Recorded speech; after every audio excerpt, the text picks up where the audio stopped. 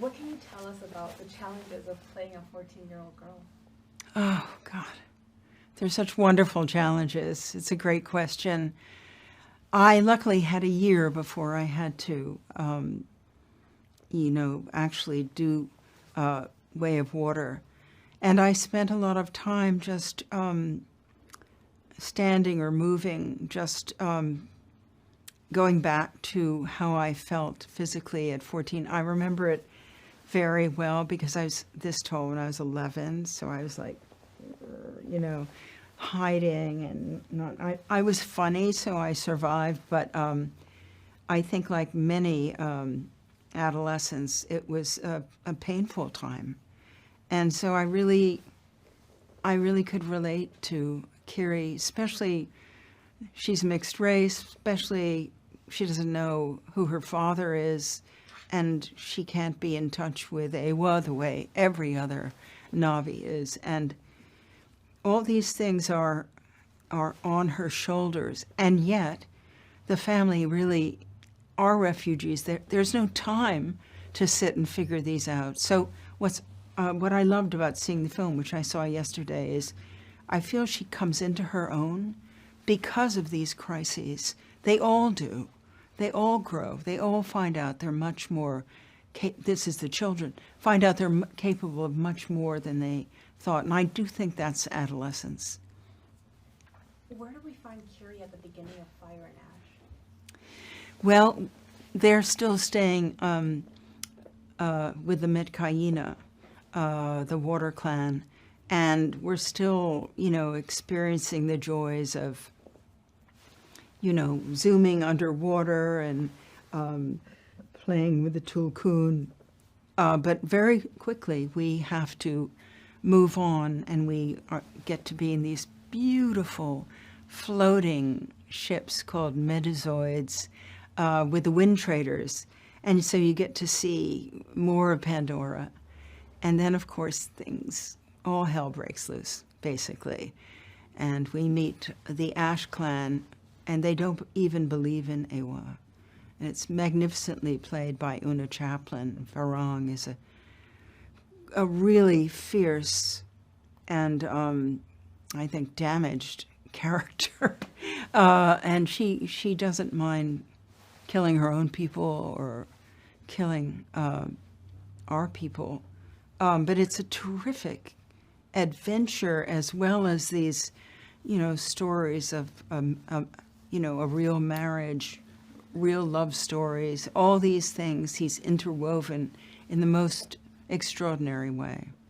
But I have to say, it's the most incredible ride I've ever been on.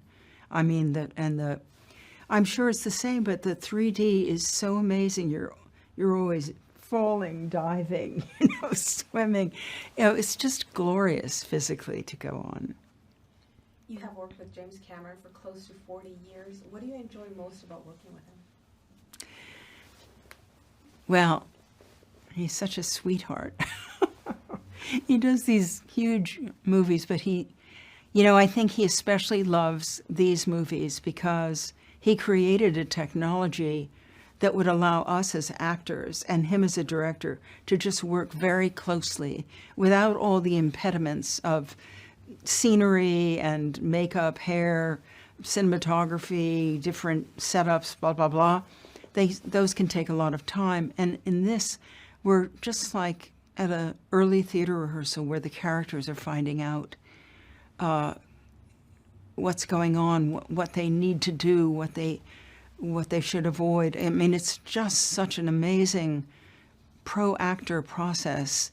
And I think that's what Jim feels about this, is we're also a family, the Avatar family, and he loves giving us, enriching our characters. I think Jake and Neytiri and their marriage is one of the strongest things in the movie.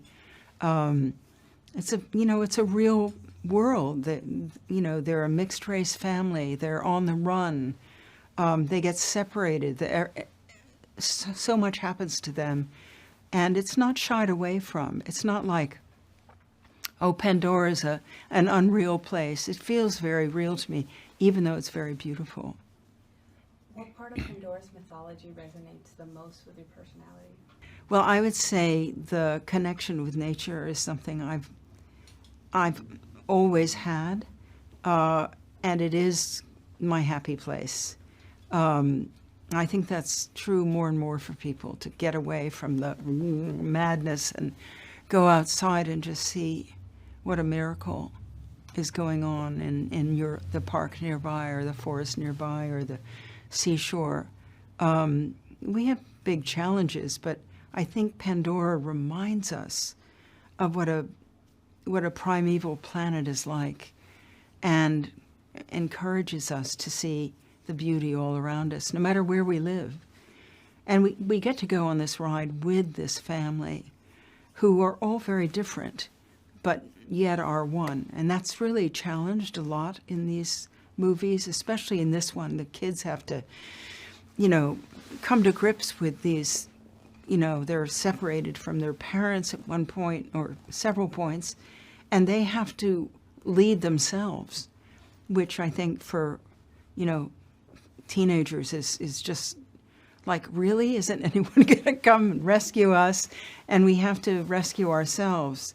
And it's through these experiences that I think, certainly Kiri comes into her own and becomes more confident. Tell us what audiences can expect from seeing Fire and Ash on the big screen.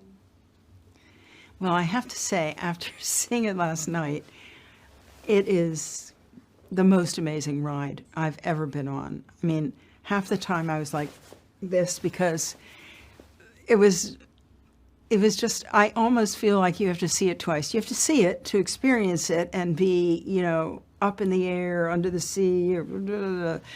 So much to take in. Then you have to kind of go back and see it again and go, what was that?